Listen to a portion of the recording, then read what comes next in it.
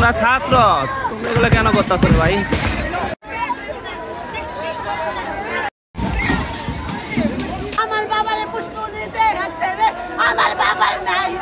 মুন্সিগঞ্জের সিরাজদি খানে রোমান শেখ নামের এক নিখোঁজ তরুণের সন্ধানের দাবিতে মানববন্ধন থেকে সিরাজদি খান থানায় হামলার ঘটনা ঘটেছে।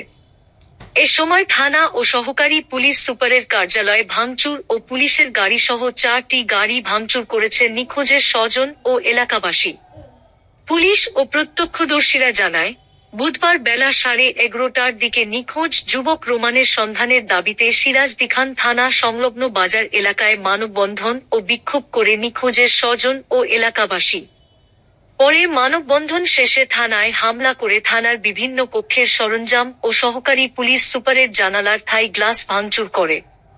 এছাড়া থানার মাঠে থাকা পুলিশের গাড়িসহ 4টি গাড়ি ভাঙচুর করে বিক্ষুব্ধরা।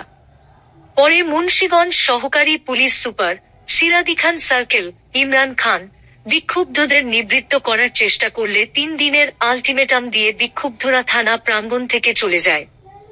জানা যায়, উপজেলার থইরগাঁও গ্রামের কাঠমিস্ত্রি মিরাজ শেখের ছেলে রোমান স্কুলে পড়াশোনার পাশাপাশি অটো চালিয়ে পরিবারের খরচে সহযোগিতা করত।